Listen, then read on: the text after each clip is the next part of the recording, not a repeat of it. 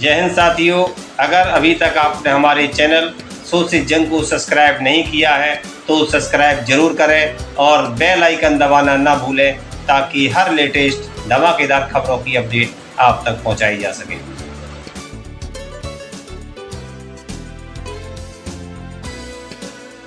मुझ में थोड़ी सी भी जगह नहीं है नफरत के लिए, मैं तो हर वक्त मोहब्बत से भरा रहता हूँ। सबको उल्फत के मरकज पर लाऊंगा, मैं एकता का दिया फिर से जलाऊंगा। वो दिलों में आग लगाएंगे, मैं दिलों की आग बुझाऊंगा। उन्हें अपने काम से काम है, मुझे अपने काम से काम।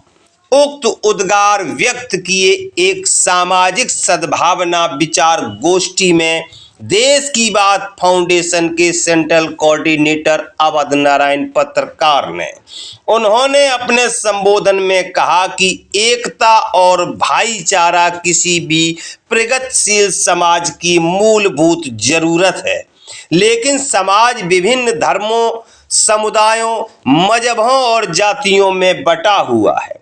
कई बार ये वजहें कड़वाहट पैदा करती हैं। ऐसी स्थिति में सजग रहने की जरूरत है। आपसी सद्भावना से ही देश व समाज की तरक्की हो सकती है। 6 मार्च 2024 को बर्मा रोड विकास नगर उत्तम नगर में आयोजित सामाजिक सद्भावना विचार गोष्ठी में क्षेत्र के तमाम समाज सेवी, सामाजिक कार्यकर्ता, गणमान्य महानुभाव उपस्थित हुए और अपने अपने विचार साझा किए। प्रमुख महानुभाव में ऑल इंडिया सोशल ब्रिगेड के राष्ट्रीय अध्यक्ष doctor MP Singh, Jamaat Islamic Hind से वारिस हुसैन साहब, जनाब खलीकुज्जाम, लाला राम बौद्ध, सामाजिक कार्यकर्ता विजय प्रधान, सुरेश मस्ताना, संत राम राणा, मोहम्मद रिजवान अहमद, मोहम्मद जाकिर सैफी, सकलदीप वर्मा, बिंदु खान। विचार संगोष्ठी का संचालन किया जमायत इस्लामिक हिंद के विकास नगर के नगर अध्यक्ष जनाब उमर दराज ने। देखिए कार्यक्रम की खास रिपोर्ट। देखिए, सद्भावना का तो मतलब ही होता है कि दूसरों के लिए अच्छी भावना रखना। इस पर अगर बैठ के बात की जा रही है और इस पर बात करने की जरूरत हुई तो इसका मतलब कहीं न कहीं सद्भावना की कमी है समाज में। और सद्भावना का जो विपरीत है वह दुर्भावना, तो इसका मतलब वह कहीं न कहीं दुर्भावना फैली हुई है समाज में और उसको रोकने का प्रयत्न हम लोग कर रहे हैं। सद्भावना क्यों आवश्यक है, मैं आपके सामने 2-3 पॉइंट्स रखता हूं। देखिए, सबसे पहले तो ये कि सद्भावना हम में से हर किसी की दिल की आवाज है। आप सब अपने दिल से पूछ के देखिए कि क्या आप नफरत के माहौल में रहना पसंद करेंगे? तो आपका दिल कहेगा कि नहीं, हमें प्रेम का माहौल चाहिए, अच्छा साफ सुथरा माहौल चाहिए, मोहब्बत का माहौल चाहिए, भाईचारे का माहौल चाहिए। तो ये हम में से हर किसी की दिल की आवाज है, चाहे वो किसी धर्म को मानने वाला हो, किसी पे आस्था रखता हो, लेकिन हर कोई समाज में प्रेम के साथ रहना चाहता है। दूसरी चीज अगर देखें, इससे एक स्टेप आगे बढ़ के देखें तो ये हर धर्म की शिक्षा भी यही है। कोई भी धर्म ऐसा नहीं है जो नफरत सिखाता हो, कोई भी धर्म ऐसा नहीं है जो आपस में लोगों को बांटने की कोशिश करता हो, एक दूसरे से झगड़ा करता। कोई भी धर्म ऐसा नहीं। और मैं इस्लाम की एक शिक्षा अगर आपके सामने रखूं तो इस्लाम तो ये कहता है कि तुम अपने दुश्मन के साथ भी इंसाफ करो। इंसाफ करो हर किसी के साथ, चाहे वो सामने तुम्हारा दुश्मन ही हो। तो कोई भी धर्म आपस में लड़ना नहीं सिखा। समस्या असल में जो पैदा हो गई है कि धर्म का दुरुपयोग है, वो समस्या बन गई। धर्म का दुरुपयोग राजनीतिक मफाद के लिए, राजनीतिक फायदे के लिए असल में समस्या वो बन गई। वरना धर्म कभी भी नफरत नहीं सिखाता। और इतिहास में अगर आप जाके देखेंगे तो सब धर्म के लोग इसी देश के अंदर मिलकर मोहब्बत से रहते आए हैं। अगर धर्म नफरत सिखाता तो वो मोहब्बत कभी नहीं पाई जा सकती। इतिहास हमारा ये बात गवाही देता है कि नहीं, धर्म नफरत नहीं सिखाता, धर्म का दुरुपयोग नफरत सिखाता है। तो हमारी कोशिश होनी चाहिए कि हम धर्म का दुरुपयोग करने वालों से को किनारे करें, उनकी बातों को मानने से बाज आ जाए, न माने उनकी बातों को, और उनको समाज में आगे बढ़ने से रोकें। और वो लोग जो दुरुपयोग नहीं कर रहे हैं, जो समाज को जोड़ने की कोशिश कर रहे हैं, उनको आगे बढ़ाने का प्रयत्न करें। तीसरी चीज ये देखिए कि सद्भावना के बगैर देश का विकास बिल्कुल संभव नहीं है। ये बात आप सब लोग जानते हैं। देश में अगर नफरत का माहौल होगा, हमेशा दंगा फसाद होता रहेगा, तो कभी भी देश में विकास नहीं होगा।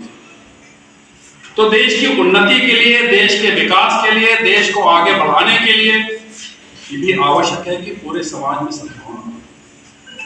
और आज विकास नगर ने यहाँ से पहल की है कि ये जो पैगाम है पूरे दिल्ली में जाएगा, उसके बाद पूरे हिंदुस्तान में फैलेगा। आज जो है सभी ने मिलकर भाईचारे का जो है नमूना पेश किया है, या भाईचारे को दिखाया है, इसकी खुशी की बात है। और इस तरह की मीटिंग जो है हमेशा महीने 2 महीने 4 महीने में होती रहनी चाहिए, जिससे कि आपका भाईचारा और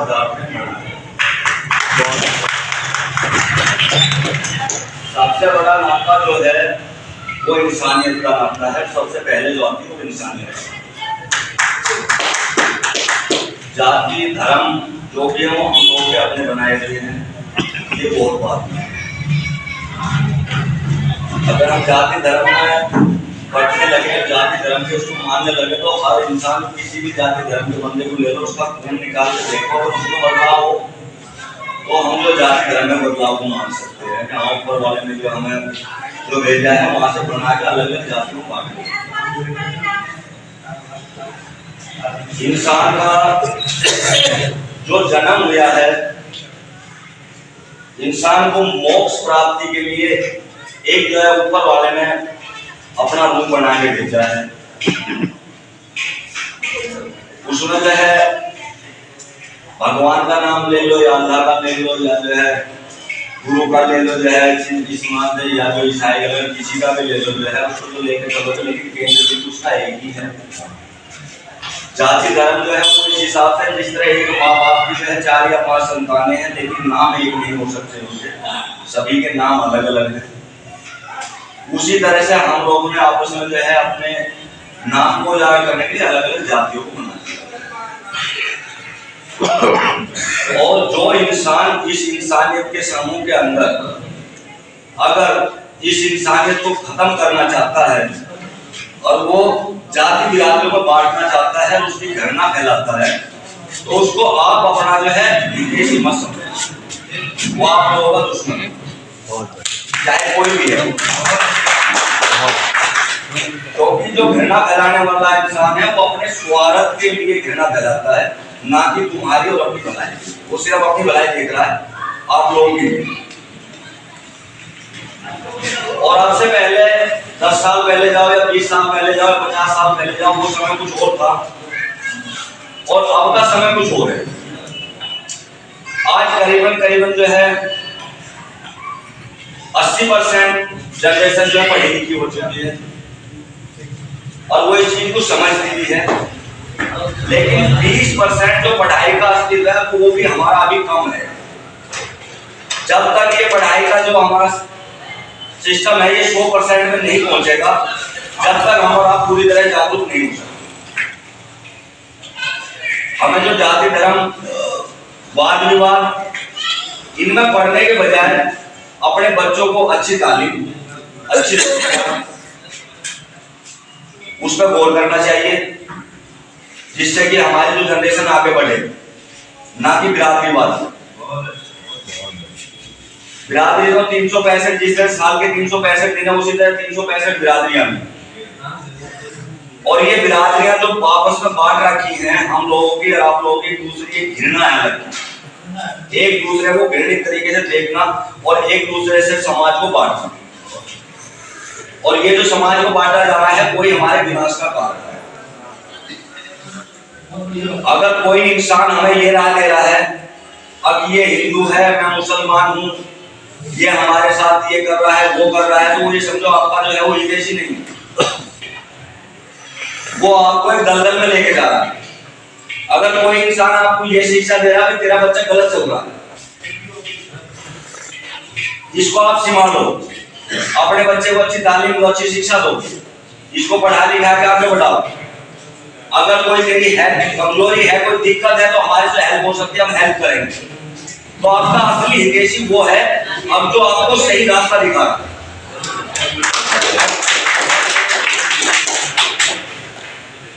जो आपको किसी गाली दूर से दे रहा है तो उसका कहीं ना कहीं अपना स्वार्थ छिपा हो गया है।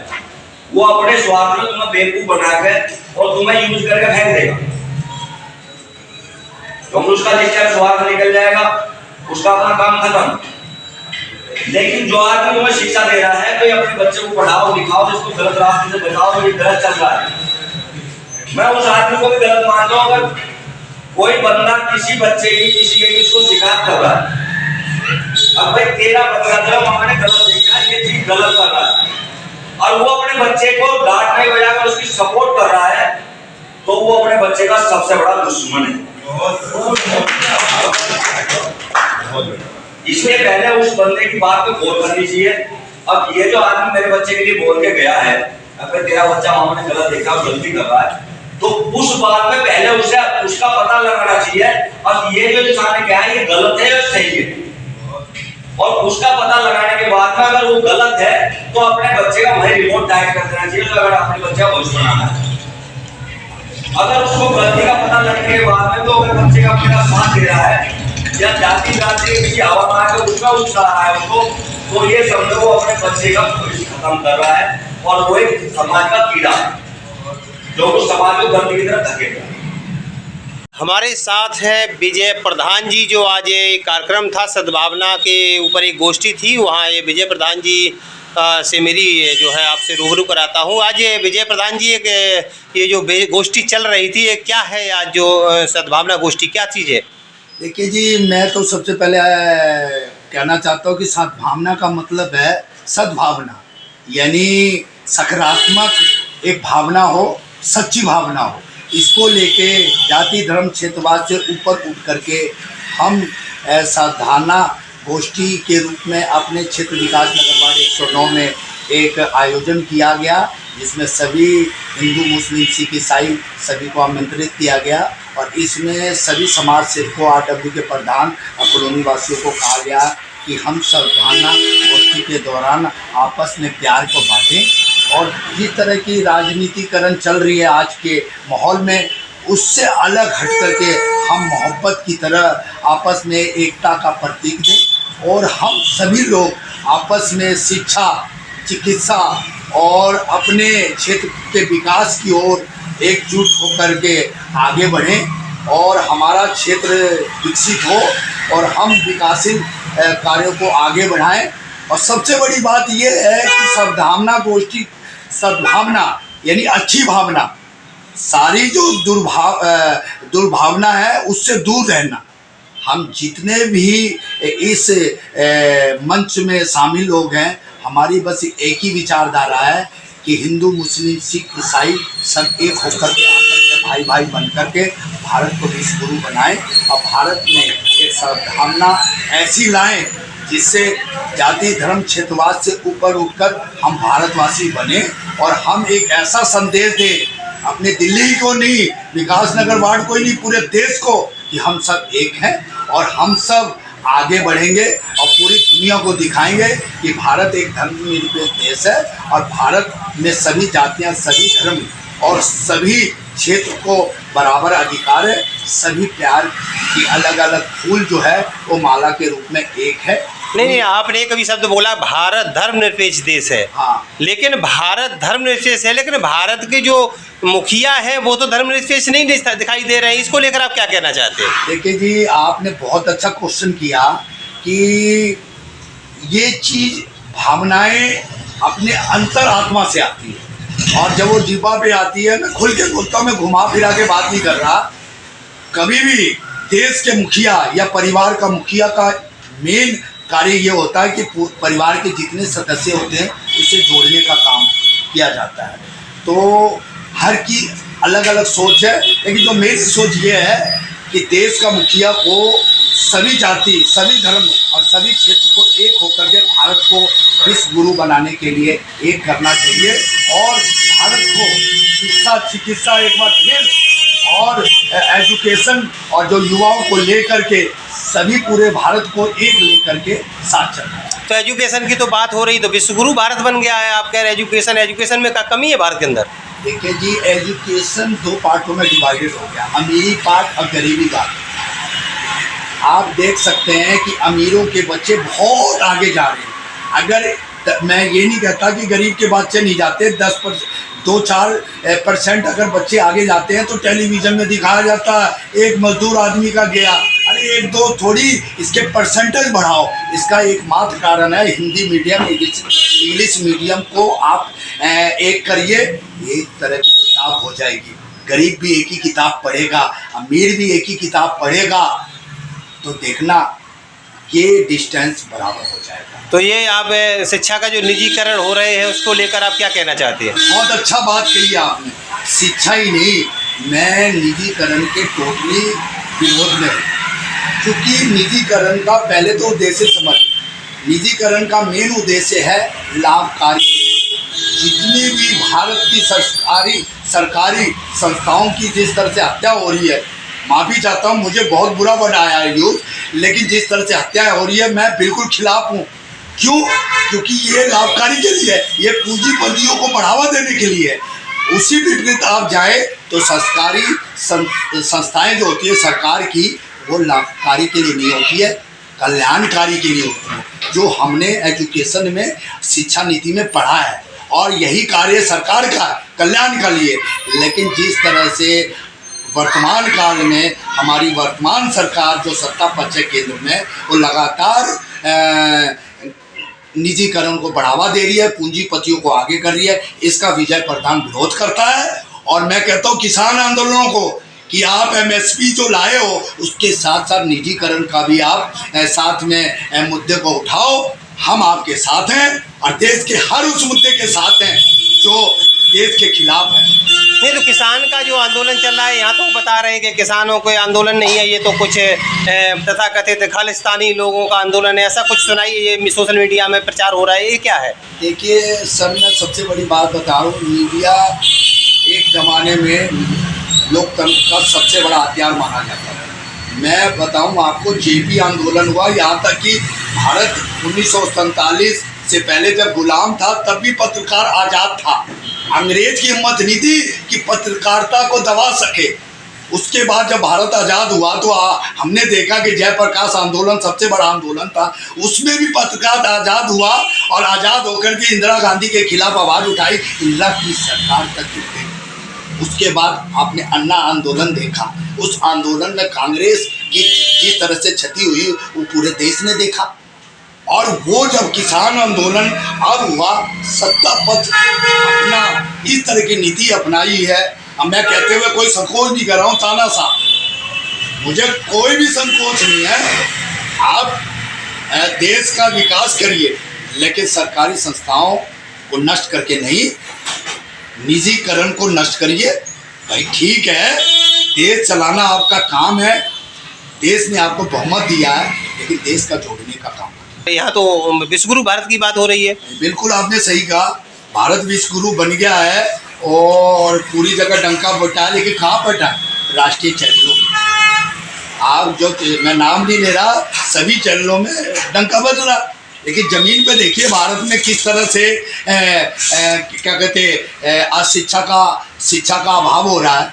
एक गरीब क्या कहते हैं जो बेरोजगार हो रहा है, देश कहाँ जा रहा है?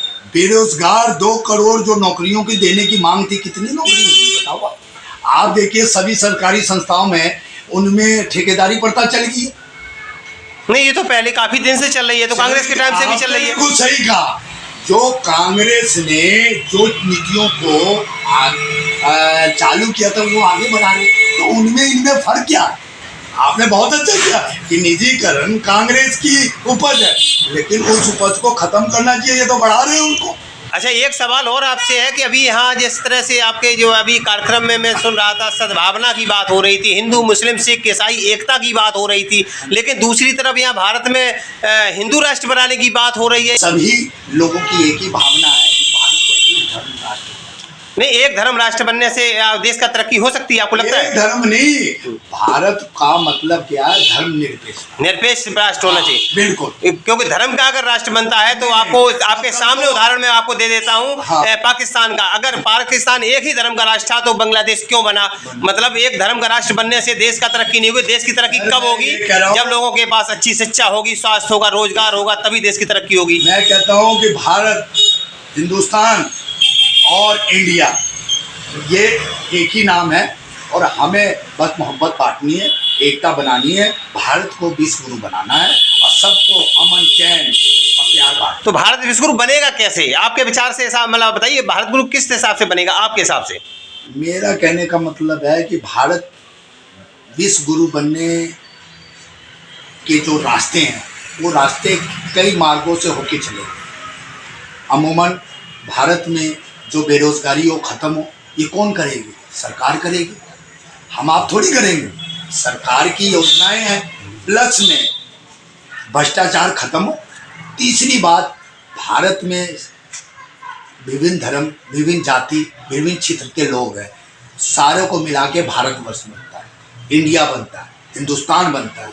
तो कहने का मतलब है सबको एकजुट होकर के सबको एक ही समझाओ कि हम एक राष्ट्र हैं और हमारा भारत एक विचारधारा है, जिसके कारण हम सब एक होकर के भारत को आगे बढ़ाएं।